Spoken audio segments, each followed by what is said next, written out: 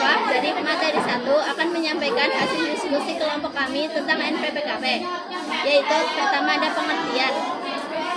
Pengertian dari PKP yaitu pengusaha yang melakukan penyerahan barang kena pajak atau BKP dan atau penyerahan jasa kena pajak JKP yang dikenai pajak berdasarkan Undang-Undang Pajak Pertambahan Nilai dan pajak penjualan atas barang mewah serta perubahannya.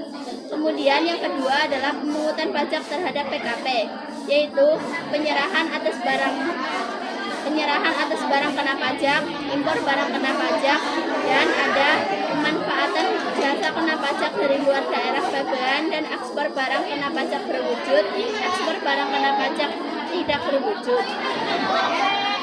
Kemudian yang kedua ada pengertian NPPKP, yaitu nomor yang diberikan kepada wajib pajak badan atau orang pribadi yang menjalankan usaha dan memenuhi syarat sebagai pengusaha kena pajak. NPPKP tercantum dalam surat pengukuhan pengusaha kena pajak yang diterbitkan oleh kantor pelayanan pajak.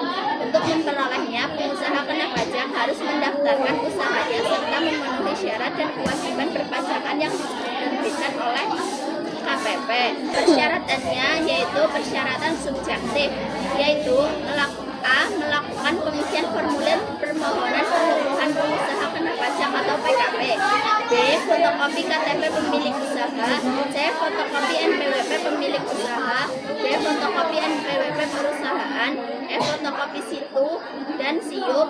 F. Fotokopi akta perusahaan. Dan G. Surat kuasa permohonan pengukuhan pengusaha kena pajak.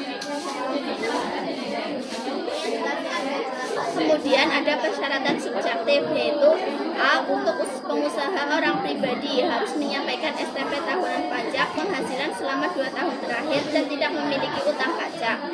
B. Untuk pengusaha berbentuk badan, yaitu juga wajib menyampaikan SPT tahunan 2 tahun terakhir, tidak memiliki utang pajak, dan ketentuan tersebut berlaku bagi seluruh pengurus atau penanggung jawab perusahaan. Berikut ini yaitu pajak yang wajib mengumpulkan dirinya sebagai pengusaha kena pajak, yaitu A. Pengusaha yang dikenai PPN. B. Pengusaha orang pribadi atau badan yang mempunyai tempat kegiatan usaha berbeda dengan tempat tinggal. C. Pengusaha kecil yang memilih untuk dikukuhkan sebagai pengusaha kena pajak atau wajib mengajukan pernyataan tertulis untuk dikukuhkan sebagai pengusaha kena pajak. D. Pengusaha kecil yang tidak memilih untuk dikukuhkan sebagai pengusaha kena pajak, tetapi sampai dengan suatu masa pajak dalam 1 tahun seluruh nilai beredar brutonya melampaui batasan yang ditentukan sebagai pengusaha kecil, wajib melaporkan usahanya untuk dilakukan sebagai pengusaha kena pajak PKP paling lambat akhir masa pajak berikutnya. Kemudian yang E, yaitu pengusaha yang menghasilkan peredaran bruto atau jumlah penerimaan bruto yang ditetapkan oleh Direktorat Jenderal Pajak yakni sebesar 4,8 miliar. Teman-teman, apakah ada yang ditanyakan? Saya, siapa yang wajib memiliki NPPKP? Yaitu perusahaan atau badan usaha yang memiliki omset perolehan bruto dalam 1 tahun melebihi 500 juta rupiah. Jika omset belum mencapai 500 juta, maka tidak wajib menjadi PKP, tetapi boleh mendaftar secara sukarela. Sudah? Baiklah, apakah ada yang ditanyakan lagi? Saya, Ya, Pak. apa perbedaan PKP dengan NPPKP?